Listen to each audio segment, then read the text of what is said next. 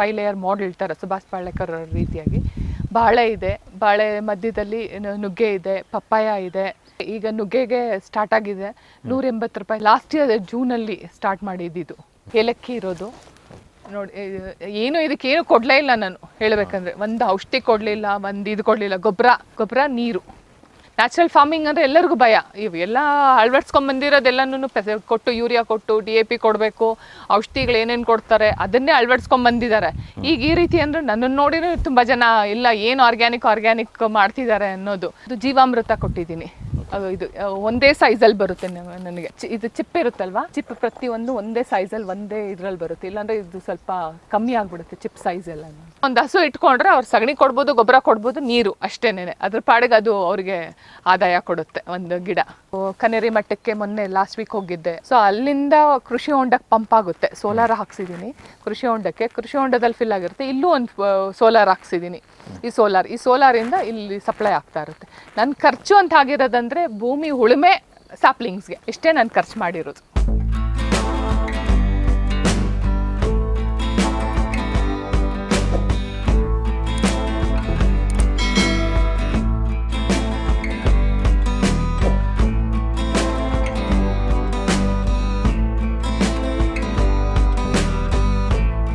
ಈ ತೋಟದ ಬಗ್ಗೆ ಹೇಳಿ, ಇದು ಯಾವಾಗ ಶುರು ಆಯಿತು? ಇದು ಅದ್ರ ರಿಲೇಟೆಡ್ ಆಗೇನೆ ಒಂದು ಹಸು ಇದ್ರೆ ಏನು ಮಾಡ್ಬೋದು ಅನ್ನೋದು ಇದ್ರಾಗಿ ಸಾವಯವ ಕೃಷಿ, ಯಾವ ರೀತಿ ಸಾವಯವ ಕೃಷಿ ಮಾಡ್ಬೋದು ಅಂತ. ಒಂದೇ ಇದ್ರ ಮೇಲೆ ನಾವು ಡಿಪೆಂಡ್ ಆದರೆ ನಮಗೆ ಆದಾಯ ಬರೋದಿಲ್ಲ. ಒಂದಕ್ಕೆ ರೇಟ್ ಇರುತ್ತೆ, ಒಂದಕ್ಕಿಲ್ಲ. ಸೊ ಹಾಗಾಗಿ ಇದು ಸಮಗ್ರವಾಗಿ ಯಾವುದ್ಯಾವ್ದು ರೀತಿ ಬೆಳೆಗಳು 5 ಲೇಯರ್ ಮಾಡೆಲ್ ಹೇಳ್ತಾರೆ ಸುಭಾಷ್ ಪಾಳೇಕರ್ ರೀತಿಯಾಗಿ. ಬಾಳೆ ಇದೆ, ಬಾಳೆ ಮಧ್ಯದಲ್ಲಿ ನುಗ್ಗೆ ಇದೆ, ಪಪ್ಪಾಯ ಇದೆ, ಕರಿಬೇವಿದೆ, ಇದು ಸೀಬೆ ಇದೆ. ಒಂದೇ ಇದರಲ್ಲಿ ಯಾವ ರೀತಿ ಒಂದೇ ನಮಗೆ ಆದಾಯ ಸಿಗಲಿಲ್ಲ ಅಂದರೆ ಇನ್ನೊಂದರಿಂದ ನಮಗೆ ಆದಾಯ ಶುರು ಆಗಬಹುದು ಅಂತ. ಈಗ ನುಗ್ಗೆಗೆ ಸ್ಟಾರ್ಟ್ ಆಗಿದೆ 180 ರೂಪಾಯಿ ತನಕ kg ಇದೆ ನುಗ್ಗೆ. ಯಾವಾಗ ಶುರು ಮಾಡಿದೆ? ಇದು ನಾನು ಲಾಸ್ಟ್ ಇಯರ್ ಜೂನಲ್ಲಿ ಸ್ಟಾರ್ಟ್ ಮಾಡಿದ್ದು. ಲಾಸ್ಟ್ ಇಯರ್ ಜೂನಲ್ಲಿ ಇದು ಆಲ್ರೆಡಿ ಇಷ್ಟು ಆಗಿದೆ. ಇದು ಫಸ್ಟು ಎಲ್ಲ ಒಂದೇ ಟೈಮಿಗೆ ಎಲ್ಲನೂ ಸೇಮ್ ಇದರಲ್ಲೇ ಪ್ಲಾಂಟೇಶನ್ ಮಾಡಿದ್ದು ಎಲ್ಲನೂ. ಈ ಬಾಳೆಗೆ ನೈಟ್ರೋಜನ್ ಫಿಕ್ಸೇಷನ್ ಬೇಕು, ನೈಟ್ರೋಜನ್. ಸೊ ಹೊರಗಡೆಯಿಂದ ನಾವು ಕೊಡೋದ್ರಿಂದ ನುಗ್ಗೆ ಅನ್ನೋದು ಇದಕ್ಕೆಲ್ಲದಕ್ಕೂ ನೈಟ್ರೋಜನ್ ಬೇಕೇ ಬೇಕಾಗುತ್ತೆ ಯಾವುದೇ ಬೆಳೆಗಾಗಲಿ. ಸೊ ಹಾಗಾಗಿ ನುಗ್ಗೆ ಪ್ಲಾಂಟ್ ಮಾಡಿದ್ದೀರಿ. ಬಾಳೆಗೆ ಆಗಲಿ ಪಪ್ಪಾಯಾಗಲಿ ನೈಟ್ರೋಜನ್ ಮುಖ್ಯ. ನೈಟ್ರೋಜನ್ ಹೊರಗಡೆಯಿಂದ ಅದು ಸಿಕ್ಕಿದ್ರೆ ನಾವು ಭೂಮಿಗೆ ಎಷ್ಟೇ ಕೊಟ್ಟರು ಎಷ್ಟೇ ಮಾಡಿದ್ರು ಅದು ಬೆಳವಣಿಗೆ ಆಗೋದಿಲ್ಲ ಚೆನ್ನಾಗಿ. ಸೊ ಅದ್ರದ್ದು ಬೆಳೆಗಳು ಅವುಗಳ ಸಮಗ್ರವಾಗಿ ಒಂದ್ರದ್ದೊಂದು ಹೇಗೆ ತೊಗೊಬೋದು ರಿಲೇಟೆಡ್ ಆಗಿರುತ್ತೆ ಅನ್ನೋದ್ರಿಂದ ಅದಕ್ಕೋಸ್ಕರ ಈ 5 ಲೇಯರ್ ಮಾಡೆಲ್ನ ಚೂಸ್ ಮಾಡಿ 5 ಲೇಯರ್ ಮಾಡೆಲ್ ಮಾಡಿದೆ. ಟೋಟಲ್ ಎಷ್ಟು ಎಕರ್ಸ್ ಮಾಡಿದ್ರು? ಇದು 6 ಎಕರ್ಸ್ ಇದೆ. 6 ಎಕರ್ಸ್. ಈಗ ಬಾಳೆ ಇದು ಪ್ಲಾಟ್ 1 ಪ್ಲಾಟ್ 2 ಅಂತ ಆ ಸೈಡ್ ಮಾಡಿದ್ದೀನಿ. ಇದು ಮುಗಿತಲ್ಲೇ ಅದು ಸ್ಟಾರ್ಟ್ ಆಗುತ್ತೆ ನನಗೆ. ಸ್ಟಡಿ ಹಂತದಲ್ಲಿ ಯಾವ್ಯಾವ ಗಿಡ? ಬಾಳೆ first main concept avocado 24x24 ಹಾಕುತ್ತೆ. ಅವಕ್ಯಾಡೋ ಪ್ಲಾಂಟ್ಸು, ಅವಕ್ಯಾಡೋಸ್ ಇದೆ ಇಲ್ಲಿ 24x24. ಅದರಲ್ಲಿ 12x12 ಬಾಳೆ ಇದೆ. ಬಾಳೆಯಿಂದ ಬಾಳೆಗೆ 12x12 ಇದೆ. ನುಗ್ಗೆ ಇದರಿಂದ ಅದಕ್ಕೂ ಅಷ್ಟೇ ಹಾರ್ಡ್ ಡಿಸ್ಟೆನ್ಸ್ ತೊಗೊಂಡ್ರೆ ನಮಗೆ 12 ಅಡಿ ಬರುತ್ತೆ. ನುಗ್ಗೆಯಿಂದ ನುಗ್ಗೆಗೆ ಇದು ಮಧ್ಯ ಇದರಿಂದ ಇದು 6 ಅಡಿ 6 ಬರುತ್ತೆ. 6x6. ಬಾಳೆಯಿಂದ ಇದಕ್ಕೆ ಪಪ್ಪಾಯಿಗೆ 6 ಫೀಟ್ ಬರುತ್ತೆ. ಪಪ್ಪಾಯಿಂದ ಇದು ಸೀಬೆ ಮತ್ತೆ ಪಪ್ಪಾಯ ಮತ್ತೆ ಈ ಕರಿಬೇವಿದೆ. ಕರಿಬೇವೆಲ್ಲ ಚಿಕ್ಕದಾಗಿದೆ, ಅದಿನ್ನೂ ಗ್ರೋತ್ ಸ್ಟಾರ್ಟ್ ಆಗಲಿಲ್ಲ ಕರಿಬೇವೆಲ್ಲನೂ. ಸೀಬೆ ಯಾವ? ಇದು ತೈವಾನ್ ವೈಟ್. ಟೋಟ್ಲಿ ಅದೂ ಇದೆರಡೂ 8 ಎಕರ್ಸ್ಗೆ ನಾವು ಪ್ಲಾಂಟ್ ಮಾಡಿರೋದು. ಇದೊಂದು 4 ಎಕರ್ಸ್ ಇದೆ, ಆ ಸೈಡ್ ಒಂದು 4 ಎಕರ್ಸ್ ಇದೆ. 4 ಎಕರ್ಸ್ ಅಲ್ಲಿ ಟೋಟಲ್ ಎಷ್ಟು ಪ್ಲಾಂಟ್ಸ್ ಕೂತಿದೆ? ಬಾಳೆ ಬಂದು 1000 ಪ್ಲಾಂಟ್ಸ್ ಕೂತಿದೆ. ನುಗ್ಗೆ ಜಾಸ್ತಿ ಕೂತಿದೆ ಇದರಲ್ಲಿ. ನುಗ್ಗೆ ಒಂದು 3000 ಸಸಿ ಇದೆ ನುಗ್ಗೆ. ಚೇಪೆ ಒಂದು 500 ಸಸಿ ಕೂತಿದೆ ಇದರಲ್ಲಿ. ಅಂದರೆ ಫಸ್ಟು ನಿಮಗೆ ಬಾಳೆಯಲ್ಲಿ ಆದಾಯ ಸಿಗುತ್ತೆ? ಹೌದು, ಬಾಳೆ ನುಗ್ಗೆ ನನಗೆ ಸ್ಟಾರ್ಟ್ ಆಗಿದೆ. ನುಗ್ಗೆಯಲ್ಲಿ ತಗೊಳ್ತಾ ಇದ್ದೀನಿ ಆಲ್ರೆಡಿ. ನನಗೆ ಕಸ್ಟಮರ್ಸ್ಗೆ ಏನು ಬೇಕು ಅವರಿಗೆ ಎಷ್ಟು ಬೇಕೋ ಅವ್ರಿಗೆ ಆರ್ಡರ್ಸ್ ಆ್ಯಪಲ್ಲಿ ನನಗೆ ಆರ್ಡರ್ಸ್ ಬಂದುಬಿಡುತ್ತೆ. ನನಗೆ ಅವ್ರಿಗೆ ಏನೇನು ರಿಕ್ವೈರ್ಮೆಂಟ್ ಇದೆ ಅಂತ. ಸೊಪ್ಪುಗೂ ತೊಗೊಳ್ತಾ ಇದ್ದಾರೆ, ಸೊಪ್ಪು ಬೇಕಾದವರು ಸೊಪ್ಪು ತೊಗೊಳ್ತಾರೆ. ಕಾಯಿ ಬೇಕಾದ ನುಗ್ಗೆಕಾಯಿ ಕೂಡ ತೊಗೊಳ್ತಿದ್ದಾರೆ. ನುಗ್ಗೆಯಲ್ಲಿ ಸ್ಟಾರ್ಟ್ ಆಗಿದೆ. ನೆಕ್ಸ್ಟ್ ಬಾಳೆ 1 ಮಂತಲ್ಲಿ ಸ್ಟಾರ್ಟ್ ಆಗಿಬಿಡುತ್ತೆ ನನಗೆ ಬಾಳೆ. ಪಪ್ಪಾಯದಲ್ಲಿ ಮೇಡಮ್? ಪಪ್ಪಾಯನು ಸ್ಟಾರ್ಟ್ ಆಗಿದೆ. ಅದು ಪಪ್ಪಾಯ ಕೂಡ ಒಟ್ಟಿಗೆನೇನೆ. ಪಪ್ಪಾಯ ನೋಡಿ ಅಲ್ಲಿ ಗಿಡದಲ್ಲೆಲ್ಲನೂ ಸ್ಟಾರ್ಟ್ ಆಗಿಬಿಟ್ಟಿದೆ ಹಣ್ಣೆಲ್ಲನೂ.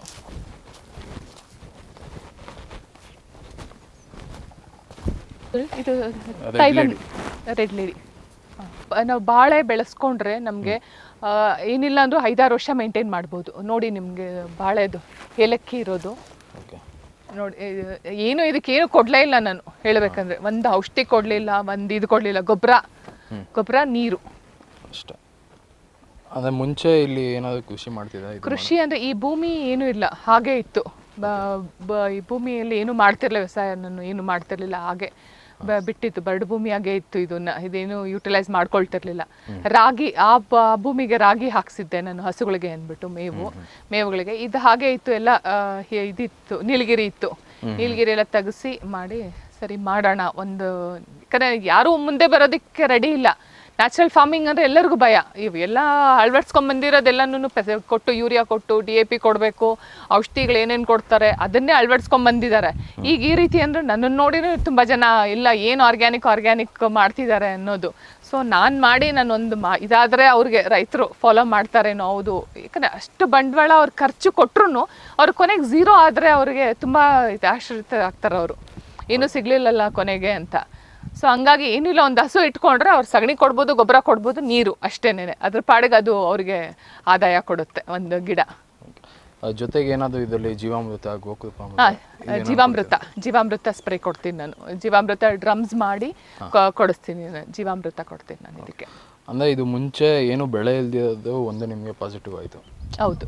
ಯಾಕಂದರೆ ಭೂಮಿ ಮುಂಚೆ ಏನಾದ್ರು ಬೆಳೆ ಇದ್ದು ಅದರಲ್ಲಿ ಔಷಧಿಗಳು ಸ್ಪ್ರೇ ಮಾಡಿದ್ರೆ ಕಷ್ಟ ಆಗ್ತಿತ್ತೇನೋ. ಜಮೀನಿದೆ, ಆದರೆ ಮಾಡೋದಕ್ಕೆ ಯಾರು ಮುಂದೆ ಬರ್ತಿರ್ಲಿಲ್ಲ ಯಾರೂನು. ಆದಾಯ ಅಂದರೆ ಎಲ್ಲರಿಗೂ ಒಂಥರ ಇದಾಗ್ಬಿಟ್ಟಿದೆ ಯಾರಿಗೂ. ವ್ಯವಸಾಯನ ಯಾರು ಮಾಡ್ತಾರೆ? ವ್ಯವಸಾಯ ಏನೂ ಇಲ್ಲ, ಎಲ್ಲರೂ ಬೇರೆ ಕೆಲಸ ಮಾಡ್ಬೋದು ಅನ್ನೋದು ಎಲ್ಲರ ಮನಸ್ಸಲ್ಲೂ ಕೂತ್ಬಿಟ್ಟಿದೆ ಅದು. ಸೊ ಅದರಿಂದ ಹೊರಗಡೆ ಬರಬೇಕು ಎಲ್ಲ ಜನ ಅನ್ನೋದು ಒಂದು ನನಗೆ. ಈಗ 8 ಮಂತ್ಸ್ಗೆ ಇಷ್ಟು ಬೆಳವಣಿಗೆ ಆಗಿದೆ? ಹೌದು, 8 ಮಂತ್ಸೇನೆ. ನಾನು ಜೂನಲ್ಲಿ ಪ್ಲಾಂಟೇಶನ್ಸ್ ನಾನು ಮಾಡಿದ್ದು.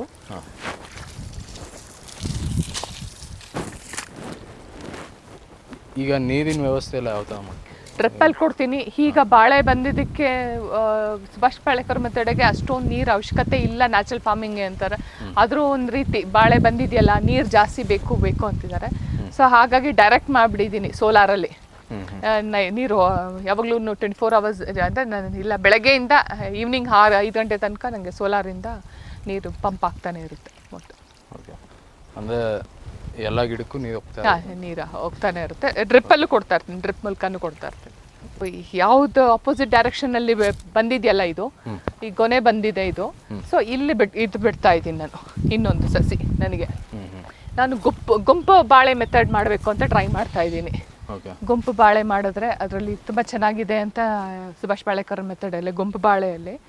ಸೊ ಆ ಮಾಡೆಲ್ ನೆಕ್ಸ್ಟ್ ಇದು ಮುಗಿದ ಮೇಲೆ ಗುಂಪು ಬಾಳೆ ಮಾಡೋಣ ಅಂತ ಪ್ಲಾನ್ ಇದೆ. ಇದರಲ್ಲಿ ಆಲ್ರೆಡಿ ಆದಾಯ ಸ್ಟಾರ್ಟ್ ಆಗಿದೆಯಾ?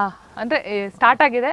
ಮಾರ್ಕೆಟ್ ಸ್ಟಾರ್ಟ್ ಮಾಡಬೇಕು ಸುಮಾರು. ಅಂದರೆ 8 ಮಂತ್ಸ್ಗೆ ಇಷ್ಟು ಡೆವಲಪ್ ಆಗಿದೆ? ಇಷ್ಟು ಡೆವಲಪ್ ಆಗಿದೆ. ಓಕೆ.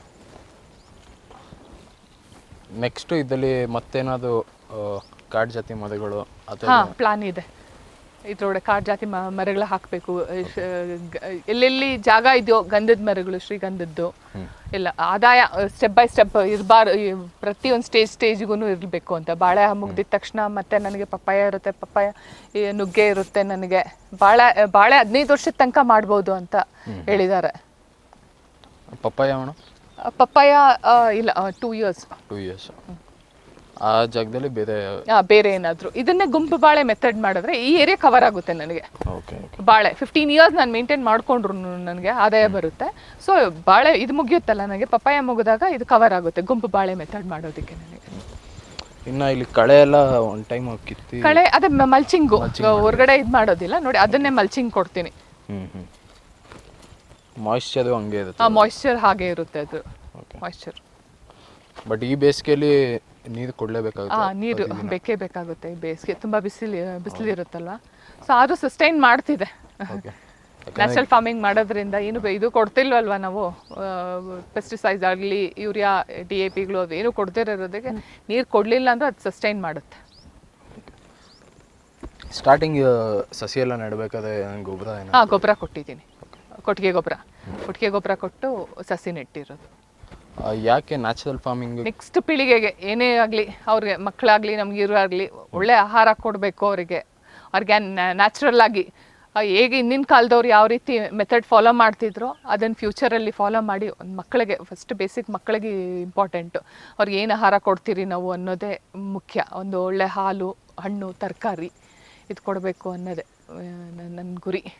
ನುಗ್ಗೆ ಅದೇ ಸ್ಟಾರ್ಟ್ ಆಗಿದೆ? ನುಗ್ಗೆ ಸ್ಟಾರ್ಟ್ ಆಗಿದೆ. ಆಲ್ರೆಡಿ ಒಂದ್ಸಲಿ ಕಾಯಿ ಕಿತ್ತಿದ್ದೀನಿ. ಇದೇ ಎಲ್ಲನೂ ಹಾರ್ವೆಸ್ಟ್ ಮಾಡಿದ್ದಾರೆ ನುಗ್ಗೆದು. ಅಂದರೆ ಎಲ್ಲ ಗಿಡದಲ್ಲೂ ಒಟ್ಟಿಗೆ ಬರಲಿಲ್ಲ ನನಗೆ, ಒಂದೊಂದು ಗಿಡದಲ್ಲೇ ಸ್ಟಾರ್ಟ್ ಆಗಿರೋದು ನನಗೆ. ಅಂದರೆ ಪೀಸ್ ಲೆಕ್ಕ ಮಾರಾಟ ಮಾಡ್ತೀವಿ? ಹೌದು, ಇಲ್ಲ ಕಿಲೋ ವೈಸು ನೋಡಿ. ನನಗೆ ಮಾರ್ಕೆಟಿಗೆ ತೊಗೊಂಡು ಹೋದ್ರೆ ಇದು ಅಷ್ಟು ಪ್ರೈಸ್ ಕೋಟ್ ಮಾಡೋದಿಲ್ಲ, ಪೀಸ್ ವೈಸು ಹಾಗೆ ಇದು ಮಾಡುತ್ತೆ. ಸೊ ನನ್ನ ಓನ್ ಮಾರ್ಕೆಟಿಂಗ್ ಮಾಡೋದ್ರಿಂದ ಸ್ವಲ್ಪ ನನಗೆ ಸಸ್ಟೈನ್ 180 ರೂಪೀಸ್ ತನಕ ಕೊಡ್ತಾ ಇದ್ದೀನಿ. ಇದೇನು? ಅದು ಜೀವಾಮೃತ ಕೊಟ್ಟಿದ್ದೀನಿ. ಇದು ಒಂದೇ ಸೈಜಲ್ಲಿ ಬರುತ್ತೆ ನನಗೆ. ಇದು ಚಿಪ್ ಇರುತ್ತಲ್ವಾ, ಈ ಚಿಪ್ ಪ್ರತಿಯೊಂದು ಒಂದೇ ಸೈಜಲ್ಲಿ ಒಂದೇ ಇದ್ರಲ್ಲಿ ಬರುತ್ತೆ. ಇಲ್ಲಾಂದ್ರೆ ಇದು ಸ್ವಲ್ಪ ಕಮ್ಮಿ ಆಗ್ಬಿಡುತ್ತೆ ಚಿಪ್ ಸೈಜ್ ಎಲ್ಲ. ಅಂದರೆ ನೀರು ಜೀವಾಮೃತ ಎಲ್ಲ ಜೀವಾಮೃತ ಮಾಡಿ ಇದು ಕೊಟ್ಟಿದ್ದೀನಿ. ಅದು ಇನ್ನು 1 ಮಂತಲ್ಲಿ ರೆಡಿ ಆಗುತ್ತೆ. ಇದೆಲ್ಲ ಒಂದೇ ಸಲ ನಿಮಗೆ ಅದೊಂದೊಂದು 1000 ಗುಣ ಸಿಗುತ್ತೆ. ಮಾರ್ಕೆಟ್ ಪ್ರೈಸ್ ಅದೇ ಇದೆ. ಏನು ಅಂದರೆ ನನ್ನ ಈಗ ಓನ್ ಮಾರ್ಕೆಟಿಂಗ್ ಮಾಡೋದಕ್ಕೆ ಅಷ್ಟು ಕಸ್ಟಮರ್ಸ್ ಇಲ್ಲ. ನಾನು ಲೋಕಲ್ ಮಾರ್ಕೆಟ್ಗೆ ಕೊಡಬೇಕಾಗುತ್ತೆ. ಇದನ್ನು ಎಷ್ಟು ಮಟ್ಟಿಗೆ ರೀಚ್ ಆಗ್ತೀನಿ ಅಂತನೂ ಗೊತ್ತಿಲ್ಲ ಕಸ್ಟಮರ್ಸ್ಗೆ, ಡೈರೆಕ್ಟ್ ಕಸ್ಟಮರ್ಸ್ಗೆ. ಅಂದರೆ ಹಣ್ಣು ರುಚಿ ನೋಡಬೇಕು ನೀವು ತಿಂದು. ನಾನು ಒಂದು ಹಾಕಿದ್ದೀನಿ ನನ್ನ ಫಾರ್ಮಲ್ಲಿ, ನಾನು ಅಲ್ಲಿಂದ ಶುರು ಮಾಡಿದ್ದು ಫಾರ್ಮಲ್ಲಿ. ನನ್ನ ಕಸ್ಟಮರ್ಸಿಗೆ ನನಗೆ ಎಷ್ಟು ಬೇಕೋ ಅಷ್ಟು ಯೂಸ್ ಮಾಡಿ ನನ್ನ ಕಸ್ಟಮರ್ಸಿಗೆ ಕೊಡ್ತಿದ್ರು. ಅವರು ತುಂಬ ಸ್ಯಾಟಿಸ್ಫೈ ಆಗ್ತಿದ್ರು, ತುಂಬ ಖುಷಿ ಆಗ್ತಿದ್ರು. ಅವರು ಕಂಟಿನ್ಯೂಯಸ್ ಆಗಬೇಕು ನಮಗೆ ಅಂತ ಅಲ್ಲಿಂದ ನನಗೆ ಶುರುವಾಯಿತು. ಬಾಳೆ ಎಲ್ಲರಿಗೂ ಅವಶ್ಯಕತೆ ಇದೆ. ಊಟಕ್ಕೂ ಬೇಕಾಗುತ್ತೆ, ಎಲ್ಲ ಒಂದು ಪೂಜೆಗಾಗಲಿ ಪ್ರತಿಯೊಂದಕ್ಕೂ ಬಾಳೆ ನಾವು ಯೂಸೇ ಮಾಡ್ತೀರಿ. ಪ್ರತಿಯೊಂದು ಬಾಳೆ ಇಲ್ದಿದ್ದು ಏನೂ ಇದೇ ಮಾಡೋದಿಲ್ಲ ಕಾರ್ಯಗಳೇ ಅಂತಾನೆ. ಅಂದರೆ ನಿಮಗೆ ಈಗ 10 ರಿಂದ 15 ಟನ್ ಸಿಗುತ್ತೆ? ಸಿಗುತ್ತೆ. ಬಟ್ ಮಾರ್ಕೆಟಿಂಗು ನೀವು? ಹೌದು, ಮಾರ್ಕೆಟಿಂಗ್ ಈಗ ಚಾಲೆಂಜಿಂಗ್ ಆಗಿರೋದು. ಸೀಬೆ ಇನ್ನೂ ಇಲ್ಲ, ಅದೆಲ್ಲ ಚಿಕ್ಕದಾಗಿದೆ, ಇನ್ನೂ ಇಲ್ಲ. ನಾನು ಸೀಬೆ ಎಲ್ಲ 2 ಇಯರ್ಸ್ ಆಗಿದೆ. ಅಂದರೆ ಅದು ಕಾಯಿ ಶುರು ಆಗಿತ್ತು, ಅದನ್ನು ತೆಗೆದುಬಿಟ್ಟೆ, ಬಿಡಬಾರ್ದು. ಅದು ಈ ಸ್ಟೇಜಿಗೆ ಬಿಟ್ಟರೆ ಅದು ಸ್ವಲ್ಪ ಪ್ರಾಬ್ಲಮ್. ಇದು ಅವಕ್ಯಾಡೋ. ಅಲ್ಲಿ ನಿಮಗೆ ಇನ್ ಕೇಸ್ ರೇಟ್ ಸಿಕ್ಕಿಲ್ಲ ಅಂದ್ರೆ ಇನ್ನೊಂದಲ್ಲಿ ನಿಮಗೆ ಪ್ರಾಫಿಟ್ ಅಂತೂ ಸಿಗುತ್ತೆ ಖಂಡಿತ. ಆ ಒಂದು ಉದ್ದೇಶಕ್ಕೆ ನೀವು? ಒಂದು ಉದ್ದೇಶಕ್ಕೋಸ್ಕರ. ಈಗ ನ್ಯಾಚುರಲ್ ಫಾರ್ಮಿಂಗ್ ಮಾಡೋದಲ್ಲಿ ಲಾಂಗ್ ಟರ್ಮಲ್ಲಿ ಇದಕ್ಕೆ ಸಸ್ಟೈನ್ ಆಗ್ಬೋದಮ್ಮ? ಲಾಂಗ್ ಟೈಮಲ್ಲಿ, ಯಾಕಂದರೆ ನಾನು ಇದು ಹೊಸದು ವ್ಯವಸಾಯ, ಅಗ್ರಿಕಲ್ಚರ್ ಅಂದರೆ ಏನೋ ಒಂದು ಝೀರೋ. ಫ್ಯಾಷನ್ ಡಿಸೈನಿಂಗ್ ಮಾಡಿಕೊಂಡು ನಾನು ಬೋಟಿಕ್ ರನ್ ಮಾಡ್ತಾ ಇದ್ದಿದ್ದು. ಸೊ ಈ ಕೊರೋನಾ ಟೈಮಲ್ಲಿ ಹೆಲ್ತ್ ಇಶ್ಯೂಸ್ ಆದಾಗ ಏನಾದರೂ ಒಂದು ಸಾಧನೆ ಮಾಡೋಣ, ಒಂದು ಅಚೀವ್ ಮಾಡೋಣ, ಒಂದು ಇವ್ರಿಗೆ ಪೀಳಿಗೆಗೆ, ನೆಕ್ಸ್ಟ್ ಜನ್ರೇಷನ್ಗೆ, ನಮ್ಮ ಮಕ್ಕಳಿಗೆ, ಅವ್ರಿಗಳಿಗೆಲ್ಲನೂ ಒಳ್ಳೆ ಹಾಲು, ಒಳ್ಳೆ ಇದು ತರಕಾರಿ, ಹಣ್ಣು ಕೊಡೋಣ ಅನ್ನೋದು ಒಂದು ಉದ್ದೇಶದಿಂದ ಇದರಲ್ಲಿ ಬಂದೆ ನಾನು. ಇದು ನನಗೆ ಗೈಡೆನ್ಸ್ ಆಗಿ ಸುಭಾಷ್ ಪಾಳ್ಯಕರು. ನಾನು ಇವ್ರದ್ದು ಕನೇರಿ ಮಠಕ್ಕೆ ಮೊನ್ನೆ ಲಾಸ್ಟ್ ವೀಕ್ ಹೋಗಿದ್ದೆ. ಅಲ್ಲಿ ರೈತರನ್ನ, ಮಂಡ್ಯದಲ್ಲಿ ಸ್ವಲ್ಪ ರೈತರ ಸಂಘ ಅವ್ರುಗಳೆಲ್ಲನೂ ಕನ್ಸಲ್ಟ್ ಮಾಡಿ ಅವ್ರ ಜೊತೆ ಸೇರಿ ಒಂದು ಇತರ ರೀತಿಯಾಗಿ ನಾವು ಸ್ಟಾರ್ಟ್ ಮಾಡೋಣ. ಎಲ್ಲ ರೈತರಿಗೂ ಒಂದು ಒಕ್ಕೂಟವಾಗಿ ಮಾಡಿ ಪ್ರತಿಯೊಬ್ಬರೂ ಅವ್ರು ಬೆಳೆದಿರೋ ಬೆಳೆ ಒಂದು ಮಾರ್ಕೆಟಿಗೆ, ಯಾಕಂದರೆ ನನಗೆ ಬ್ಯಾಂಗ್ಳೂರು ಹತ್ತಿರವಾಗಿದೆ, ಎಲ್ಲ ಇವ್ರಿಗೆ ರೀಚ್ ಮಾಡ್ಬೋದು ಅನ್ನೋದು, ಒಂದು ಕಸ್ಟಮರ್ಸ್ಗೆ, ಗ್ರಾಹಕರಿಗೆ ಏನು ಬೇಕೋ ಅದು ರೀಚ್ ಮಾಡೋ ಒಂದು ಹೆಲ್ಪ್ ಆಗುತ್ತೆ. ಎಲ್ಲ ರೈತರದ್ದು ಒಂದು ಗ್ರೂಪ್ ಥರ ಮಾಡಿ ಅವರು ಒಂದು ಇದು ಮಾಡಿದ್ದಾರೆ, ಮೆಂಬರ್ ಅಂತ, ಎಲ್ಲ ರೈತರದ್ದು ಅಂತ, ಎಲ್ಲ ಸಾವಯವ ಕೃಷಿ ರೈತರದ್ದು ಅಂತ. ಕನೇರಿ ಮಠಕ್ಕೂ 15 ಡೇಸ್ ಆಯಿತು ಕನೇರಿ ಮಠಕ್ಕೆ ಹೋಗ್ಬಿಟ್ಟು ಬಂದಿದ್ದು. ಅಲ್ಲಿ ಸ್ವಾಮೀಜಿಗಳ್ದು ಎಲ್ಲ ಒಕ್ಕೂಟಿ ಎಲ್ಲ ರೈತರನ್ನು ಸೇರಿ ಮಾಡೋಣ. ಒಂದು ನೆಕ್ಸ್ಟ್ ಜನ್ರೇಷನ್ಗೆ ನಾವು ಒಂದು ಭೂಮಿನೂ ಅಷ್ಟೇ, ನಮ್ಮ ಭೂಮಿಗೆ ಬೇರೆ ಏನು ಇದು ಕೊಟ್ಟು ಇದೆ ಕೆಮಿಕಲ್ಸು ಎಲ್ಲ ಏನು ಕೊಡದಿರ ಭೂಮಿನೂ ಕಾಪಾಡ್ಕೊಳ್ಳೋಣ. ಭೂಮಿ ನಮಗೇನು ಇದೇ ಆಗೋದಿಲ್ಲ. ನೆಕ್ಸ್ಟ್ ಹೋಗ್ತಾ ಈಗ ಆಲ್ರೆಡಿ 1000 ಫೀಟ್ ಇದು ಮಾಡಿದ್ರು ನಮಗೆ ನೀರು ಸಿಗ್ತಿಲ್ಲ. ಇಲ್ಲ ನಾವು ಯೂಸ್ ಮಾಡ್ತಿರೋ ಕೆಮಿಕಲ್ಸಿಂದಾನೇ. ಸೊ ನೀರು ಇಲ್ಲ, ನಮಗೆ ಭೂಮಿನೂ ಸರಿ ಇಲ್ಲ, ನಮ್ಮ ಆರೋಗ್ಯನೂ ಕೆಡ್ತಿದ್ದೆ ಅನ್ನೋ ಒಂದು ಕಾರಣಕ್ಕೋಸ್ಕರ ಎಲ್ಲ ರೈತರು ಇದು ಮಾಡಿ ಸೇರಿ ಗ್ರೂಪಾಗಿ ಮಾಡ್ತಿದ್ದೀರಿ ಎಲ್ಲ ರೈತರು. ಅಂದರೆ ಈ ಏರಿಯಾದಲ್ಲಿ ನನಗೆ ಇನ್ನೂ ಆಗಲಿಲ್ಲ. ಬೇರೆ ಮಂಡ್ಯದಿಂದ ಮಳವಳ್ಳಿ ತಾಲೂಕಿಂದ ಮಹೇಶ್ ಅಂತ ಅವರು ತುಂಬ ಇದು ಮಾಡ್ತಿದ್ದಾರೆ. ರೈತರ ಆಶ್ರಮ ಅಂತ, ಕೃಷಿ ಆಶ್ರಮ ಅಂತ ಮಾಡ್ತಿದ್ದಾರೆ. ಒಂದೊಂದು ಯಾವ್ಯಾವ ರೈತರು ಅಂದರೆ ಅವ್ರಿಗೆ ಯಾವ ರೀತಿ ಥರ ಮಾಡೆಲ್ಸ್ ನೋಡಿದ್ರೆ ಅವ್ರಿಗೂ ಒಂದು ಪ್ರೇರಣೆ ಬರುತ್ತೆ. ನಾವು ಮಾಡ್ಬೋದು, ಮಾಡಿದ್ರೆ ನಾವು ಒಂದು ಅಚೀವ್ ಮಾಡ್ಬೋದು, ಸಾಧನೆ ಮಾಡ್ಬೋದು. ನಾವು ಅವ್ರ ಆರೋಗ್ಯ ಅವ್ರು ಕಾಪಾಡ್ಕೋಬೋದು. ಒಂದು ಬಿ ಪಿ ಆಗಲಿ, ಒಂದು ಶುಗರು, ಅವ್ರ ಮನೇಲಿ ಎಲ್ಲರಿಗೂ ಕಾಯಿಲೆ ಅನ್ನೋದು ಇದ್ದೇ ಇರುತ್ತೆ, ಪ್ರತಿಯೊಬ್ಬರ ಮನೇಲಿ ಇದ್ದೇ ಇರುತ್ತೆ. ಅದು ಅವರು ಇದು ಮಾಡಿದ್ರೇ, ಅವ್ರು ಅನುಭವಿಸಿದ್ರೇ ಅದು ಅವ್ರಿಗೆ ಗೊತ್ತಾಗೋದು. ಬೇರೆಯವ್ರು ಹೇಳಿದ್ರೆ ಏನು ಬಿಡು ಅಂದ್ಕೊಳ್ತಾರೆ. ಸೊ ಅದನ್ನೆಲ್ಲ ಸಸ್ಟೈನ್ ಮಾಡೋಷ್ಟು ಕೆಪಾಸಿಟಿ ಇರಲಿ ಅನ್ನೋದ್ರಿಂದ ನ್ಯಾಚುರಲ್ ಫಾರ್ಮಿಂಗ್ ಮಾಡಬೇಕು ಅಂತ ಎಲ್ಲರಿಗೂ ರೈತರಿಗೆಲ್ಲ ಕೇಳ್ತಿದ್ದೀನಿ. ಇನ್ನೂ ಈ ಏರಿಯಾದಲ್ಲಿ ಇನ್ನೂ ಸ್ಟಾರ್ಟ್ ಆಗಲಿಲ್ಲ ನಮ್ಮೂರಲ್ಲೆಲ್ಲನೂ. ಯಾರೂ ಅಷ್ಟು ಧೈರ್ಯದಿಂದ ಮುನ್ನುಗ್ತಿಲ್ಲ. ಅವ್ರು ಅದೇ ಫಾಲೋ ಮಾಡ್ತಿದ್ದಾರೆ. ಕಳೆ ಬಂತು ಅಂದರೆ ಕಳೆ ಔಷಧಿ ಹೊಡಿತಿದ್ದಾರೆ. ಸೊ ಭೂಮಿ ಅವರಿಗೆ ಏನು ಬರ್ತಿಲ್ಲ, ಫಲವತ್ತತೆನೇ ಸಿಗ್ತಿಲ್ಲ ಅವ್ರಿಗೆ. ಅವಾಗ ಸ್ಪ್ರೇ ಮಾಡೋದ್ರಿಂದ ಕಳೆ ಔಷಧಿ ಎಲ್ಲನೂ ಬೆಳೆ ಆಗ್ತಿಲ್ಲ, ನಮಗೆ ಇದಾಗ್ತಿಲ್ಲ ಅಂತ ವ್ಯವಸಾಯನೇ ಬಿಡ್ತಿದ್ದಾರೆ ಎಲ್ಲ ರೈತರು. ಮುಂದಕ್ಕೆ ಬರ್ತಿಲ್ಲ ಯಾವ ರೈತರು ಅಷ್ಟೇನೆ. ಅದ್ರಾಗ ಅಷ್ಟು ಕೆಮಿಕಲ್ಸ್ ಹಾಕಿ ಭೂಮಿಗೆ ಇದು ಕೊಡು, ಫಸಲು ಕೊಡು ಅಂದರೆ ಎಲ್ಲಿ ಕೊಡುತ್ತೆ ಆ ಭೂಮಿಗೆ? ಸೊ ಹಾಗಾಗ್ಬಿಟ್ಟಿದೆ ಈಗ. ಇಲ್ಲಿವರೆಗೂ ಎಷ್ಟು ಖರ್ಚಾಗಿದೆ ಇದಕ್ಕೆ? ನನಗೆ ಸೋಲಾರ್ದು ಇದೆಲ್ಲನೂ ನಿಯರ್ಲಿ ಒಂದು 5 lakhs ಖರ್ಚಾಗಿದೆ. ಸೋಲಾರ್ ನೀರು ತರೋಕ್ಕೋಸ್ಕರ? ಸೋಲಾರ್ ನೀರಿಗೋಸ್ಕರನೇ. ಸೋಲಾರ್ ಯಾಕಂದರೆ ನೀರು ಅದೊಂದು ಮೇನ್ ಪ್ರಾಬ್ಲಮ್ಮು. ಅರ್ಲಿ ಮಾರ್ನಿಂಗ್ ಕೊಡ್ತಾರೆ, 1 o'clock 2 o'clock ಆ ಥರ ಕೊಡ್ತಾರೆ. ಶಿಫ್ಟ್ ವೈಸು 3 hours ಕರೆಂಟ್ ಕೊಡ್ತಾರೆ. ಸೊ 3 hours ಇವುಗಳಿಗೆಲ್ಲನೂ ನೀರು ಕೊಡೋದಕ್ಕೆ ನನ್ನ ಕೈಯಲ್ಲಿ ಆಗೋದಿಲ್ಲ. ಸೊ ಅಲ್ಲಿಂದ ಕೃಷಿ ಹೊಂಡಕ್ಕೆ ಪಂಪ್ ಆಗುತ್ತೆ. ಸೋಲಾರ್ ಹಾಕ್ಸಿದ್ದೀನಿ ಕೃಷಿ ಹೊಂಡಕ್ಕೆ. ಕೃಷಿ ಹೊಂಡದಲ್ಲಿ ಫಿಲ್ ಆಗಿರುತ್ತೆ. ಇಲ್ಲೂ ಒಂದು ಸೋಲಾರ್ ಹಾಕ್ಸಿದ್ದೀನಿ. ಈ ಸೋಲಾರಿಂದ ಇಲ್ಲಿ ಸಪ್ಲೈ ಆಗ್ತಾ ಇರುತ್ತೆ. ನನ್ನ ಖರ್ಚು ಅಂತ ಆಗಿರೋದಂದರೆ ಭೂಮಿ ಉಳುಮೆ, ಸ್ಯಾಪ್ಲಿಂಗ್ಸ್ಗೆ ಇಷ್ಟೇ ನಾನು ಖರ್ಚು ಮಾಡಿರೋದು. ಅರೌಂಡ್ ಒಂದು ಇದಕ್ಕಂತ ಒಂದು 3 lakhs ಅಂತ.